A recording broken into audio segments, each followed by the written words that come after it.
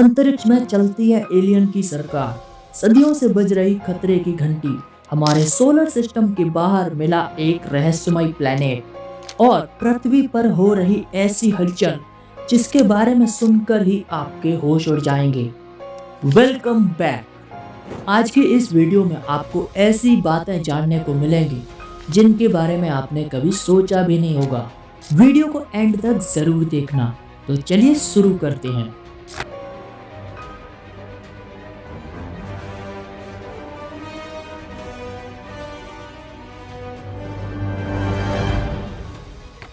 Number 1, अंतरिक्ष में चलती है एलियन की सरकार। कुछ ऐसी वैज्ञानिक रिसर्च सामने आई हैं जिनसे ये पता चलता है कि अंतरिक्ष में मौजूद कई तारे ऐसे हैं जो किसी हाईटेक टेक्नोलॉजी के जरिए कंट्रोल किए जा रहे हैं और उन्हीं तारों को कंट्रोल करके एलियंस स्पेस में लंबी दूरी कम समय में तय कर सकते हैं। इन खास तारों को हाइपर वेलोसिटी स्टार कहते हैं। ये एलियंस द्वारा नियंत्रित किए जा सकते हैं। ऐसा करने से ब्रह्मांड की बड़ी से बड़ी दूरी आसानी से तय की जा सकती है। ब्रसेल्स यूनिवर्सिटी के प्रोफेसर डॉक्टर क्लेमेंट विदाल का कहना है कि एलियंस किसी भी स्टार को स्टेलर इंजन में बदल सकते हैं जो हजारों माइल्स की दूरी कुछ ही सेकंड में तय कर सकते हैं। ये स्टेलर इंजन कुछ बाइनरी स्टार सिस्टम होते हैं जैसे spider Pulsar, black window Pulsar. ये स्टेलर इंजन हो सकते हैं। एलियंस को इन स्टार्स को कंट्रोल करने के लिए उनके ऊर्जा और रेडिएशन को नियंत्रित करना होगा ताकि तारे की ऊर्जा का उपयोग करके उनकी दिशा और गति को कंट्रोल कर सकें। हमारे ब्रह्मांड में इतने एडवांस एलियंस हो सकते हैं जो पल्सरों के समय और ऑर्बिट के एंगल में बदलाव करके अंतरिक्ष में अपनी यात्रा के लिए सही दिशा में फोकस कर सकते हैं। नासा की चंद्रा रेस ऑब्जर्वेटरी ने ऐसी कई स्पाइडर पल्सरों की खोज की है जिनमें यह संभावना सामने आती है कि एलियंस उन पल्सरों को कंट्रोल कर रही है। नंबर 2, हमारे सोलर सिस्टम के बाहर मिला एक ऐसा प्लेनेट जिसकी उम्र केवल 30 लाख साल है। वैज्ञानिकों को एक ऐसा प्लेनेट मिला है जो अत्यंत ही दुर्लभ है और अब तक ये प्लेनेट अपने सूर्य के चारों ओर मौजूद डस्ट में छिपा हुआ था। यह प्लेनेट खोजा गया अब तक का सबसे युवा प्लेनेट है। इस प्लेनेट का नाम IRAS 04125290 है। लगभग 3 मिलियन साल पुराना है और पृथ्वी से 430 लाइट ईयर दूर टेरस मॉलिक्यूलर क्लाउड में मौजूद है। टेरस मॉलिक्यूलर क्लाउड अंतरिक्ष में ऐसी जगह है जो न्यू बॉर्न स्टार से भरी हुई है। यह एक स्टार्स नर्सरी है। इसमें मौजूद आर्थोबेंजीन ठंडे गैस के बादलों के अंदर कार्बनिक अणुओं को बनाने में मदद करती है जो बाद में नए स्टार या प्लेनेट का निर्माण करते हैं। हालांकि ऐसे ग्रह का पता लगाना बहुत ही दुर्लभ है। ये प्लेनेट और स्टार घूमते हुए मलबे की डिस्क के पीछे छिपे रहते हैं, लेकिन जब इस प्लेनेट की पहली झलक दिखाई दी तब तक मलबे की डिस्क विकृत हो चुकी थी। रिसर्च करने से पता चला कि इस प्लेनेट का द्रव्यमान जुपिटर के 1/3 है और आकार में जुपिटर के ही समान है। यानी ये नया प्लेनेट कम डेंसिटी वाला एक प्लेनेट है जिसका वायुमंडल एक गैस के गुब्बारे की तरह फूला हुआ है। नंबर 3, बज रही है खतरे की घंटी।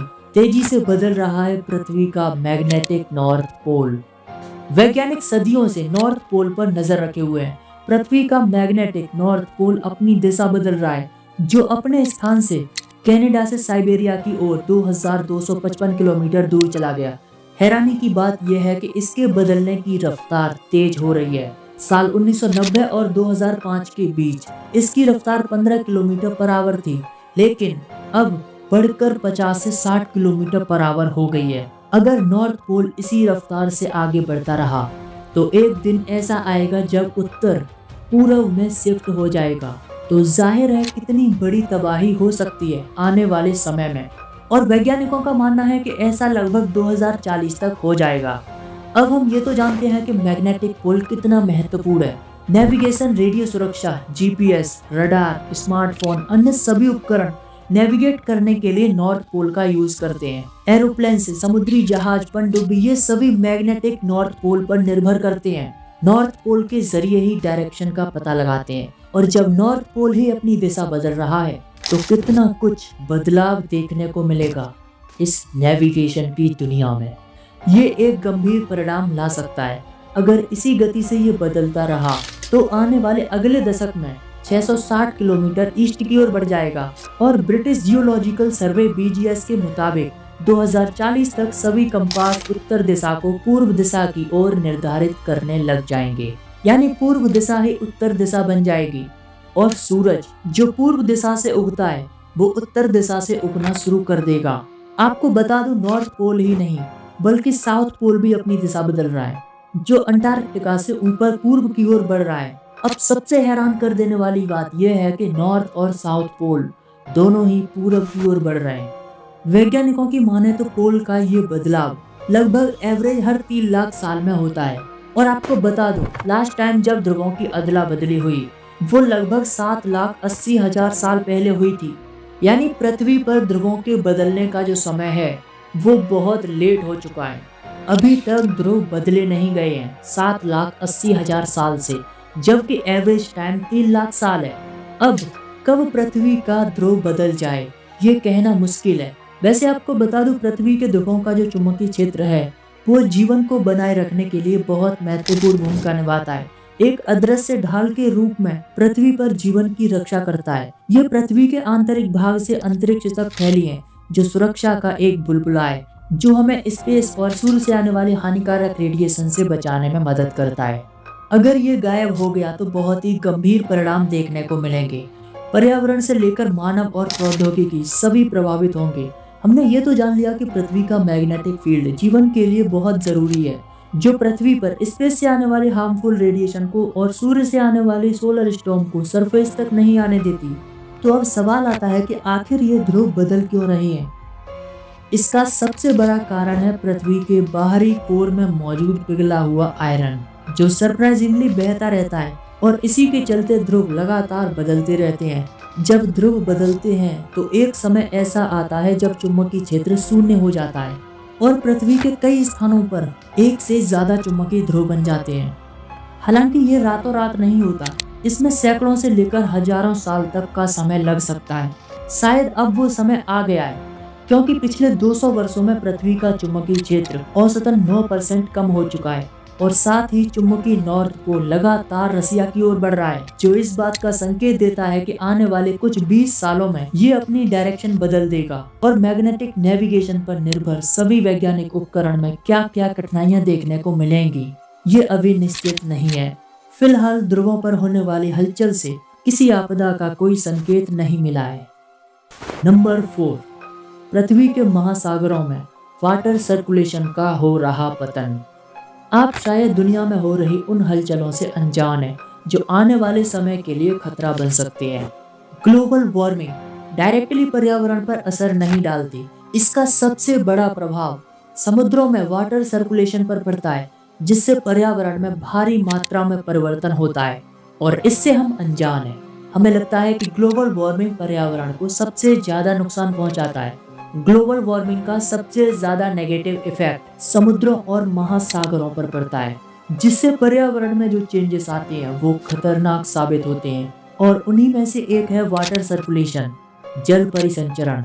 आपने नदियों समुद्रों में बहते हुए पानी की धाराओं को देखा होगा जो जल का परिसंचरण करती हैं। ये जल की धाराएं छोटी होती हैं और महासागरों की जो धाराएं होती हैं वो अति विशाल होती हैं।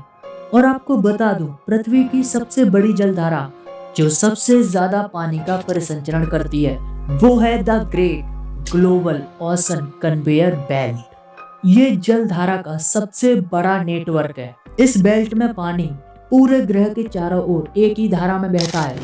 इसकी शुरुआत मैक्सिको की खाड़ी से होती है, जहां गर्म और साल्टी वाटर अमेरिका के पूर्वी तट के साथ नॉर्थ की ओर अटलांटिक पार करके यूरोप की ओर बहता है।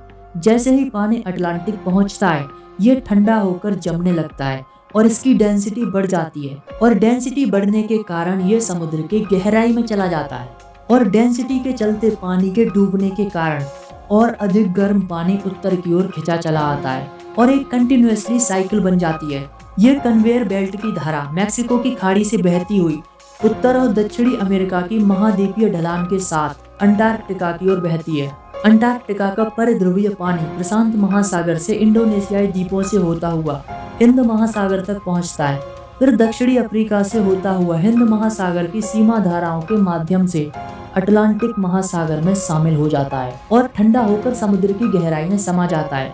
इसके बाद अटलांटिक का सरफेस वाटर लेब्राडोर और ग्रीनलैंड के समुद्रों में नॉर्थ की ओर बहता हुआ the great global ocean conveyor belt को पूरा करता है। कन्वेयर बेल्ट में बहता हुआ पानी पूरे ग्रह पर नमी का डिस्ट्रीब्यूशन करके जलवायु को रेगुलेट करता है। यानी महासागर सूर्य की गर्मी को अवशोषित करके पूरी दुनिया में वितरित करते हैं, जिससे जलवायु मेंटेन रहती है और उत्तरी ध्रुवों पर गर्मी की आपूर्ति होती है। अगर ये परिसंचरण रुक जाए तो महासागरों की गर्मी डिस्ट्रीब्यूट नहीं होगी और भूमध्य रेखीय क्षेत्र बहुत गर्म हो जाएंगे एंड अदर साइड ध्रुवीय क्षेत्र बहुत अधिक ठंडे। और रिसर्च से पता चला है कि पिछले 1000 वर्षों में अटलांटिक महासागर का वाटर सर्कुलेशन 1/3 कमजोर हो गया है। इसका सबसे बड़ा कारण है ग्लोबल वार्मिंग और महासागरों में जल परिसंचरण की गति में कमी आने से पृथ्वी का टेम्परेचर 1.5 डिग्री सेल्सियस बढ़ चुका है, जिससे आर्कटिक लगभग 4 गुना तेजी से गर्म हो रहा है। ग्लेशियर और ग्रीनलैंड की बर्फ तेजी से पिघल रही है। आपको बता दूं 2002 से अब तक ग्रीनलैंड की 5900 बिलियन टन बर्फ पिघल चुकी है और ये पिघला हुआ ताजा पानी खारे पानी की तुलना में हल्का होता है और ये डूबता नहीं है। इससे अटलांटिक महासागर से दक्षिण की ओर आने वाले गहरे ठंडे पानी की धारा मैक्सिको गल्फ स्ट्रीम को कमजोर करती है, जिससे कन्वेयर बेल्ट में वाटर सर्कुलेशन की गति में कमी आ रही है। और ये अनुमान है कि अटलांटिक महासागर का वाटर सर्कुलेशन 2060 तक लगभग 30% कम हो जाएगा और ग्रीनलैंड की बर्फ पिघलने से समुद्र का स्तर लगभग 4 इंच बढ़ जाएगा। तो जाहिर है आने वाले समय में भयानक बदलाव देखने को मिलेंगे। यानी 2 आपदाएं अगले 40 सालों में इस दुनिया का नक्शा बदल देंगी। वाटर सर्कुलेशन के चलते पर्यावरण और मैग्नेटिक नॉर्थ पोल के चलते टेक्नोलॉजी। ये धीरे धीरे हो रहे बदलाव एक बहुत बड़ी खतरे की घंटी है। देखा जाए तो हमारे पास बहुत कम समय है। ग्लोबल वार्मिंग को कम करना एक अच्छा विचार ही नहीं बल्कि बहुत जरूरी है आने वाले समय के लिए। वीडियो नॉलेजेबल लगी तो वीडियो को एक लाइक जरूर करें। चैनल पर नए हैं तो सब्सक्राइब करें। तो मिलते हैं एक और एपिसोड में। तब तक के लिए थैंक्स फॉर वॉचिंग।